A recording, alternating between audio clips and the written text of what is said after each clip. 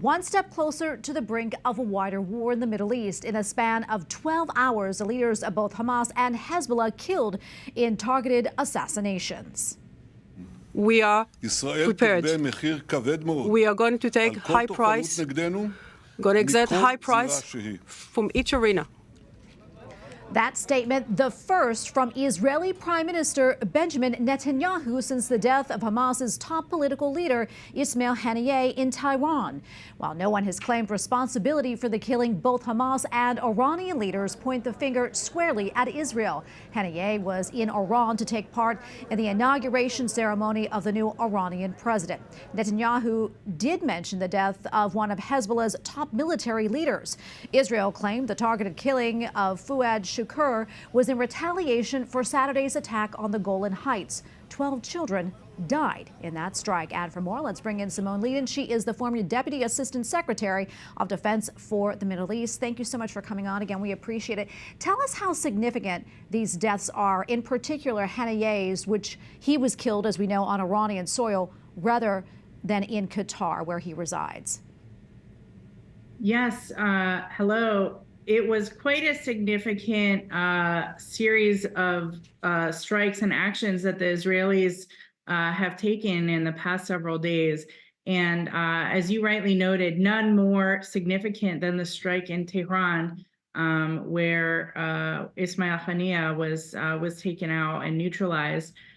This was very significant for the reason that Tehran is the capital of Iran, which is the country that has been instigating and fomenting this regional war through its proxies in many of the surrounding countries of Israel.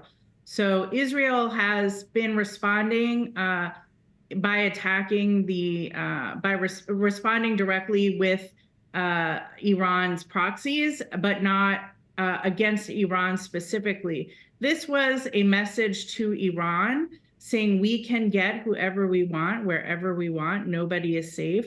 Haniyeh was actually in a residence that is very important for the IRGC. They put their very highest ranking members there, some of their retired members. And the fact that Israel was able to identify where he was staying, reach into the room where he was staying, and kill him. And we don't really know how he was killed. There are a lot of circulating reports, is incredibly significant and is an important step for Israel to restore the deterrence that it lost on October 7th. Simone, do you think this shows a difference in Israel's ground game against Iran versus Gaza, where they were maybe thrown off guard? I think absolutely. They have turned the page and this is something that many of us have been encouraging now for a long time, where it has taken a long time for Israel first to respond in Gaza against the Iranian proxy Hamas, which attacked Israel directly, as we know, on October 7th. But Iran has been ratcheting up the pressure since on Israel through its proxies in Yemen, in Lebanon. And now Israel has taken very decisive action, not just in Gaza, but as we've seen in the region, to let everybody know, and especially Iran, we are prepared to address all of these threats. And they've really sort of laid down the gauntlet. And now we'll see how they respond, how Iran responds. Simone, what about the ceasefire talks? I mean, how might this affect that?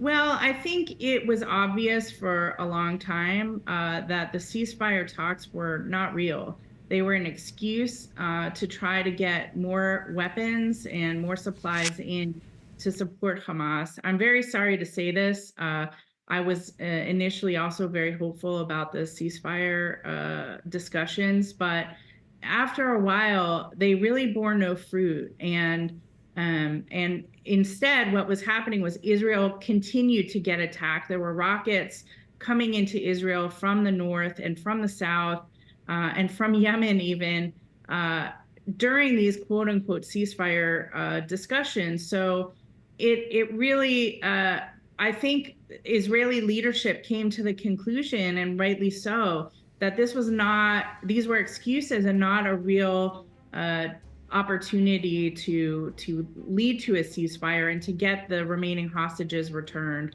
and apparently clearly made the decision to strike, and probably figured that this would likely end better than a continuing no end in sight ceasefire discussions. Now they have deterrence restored.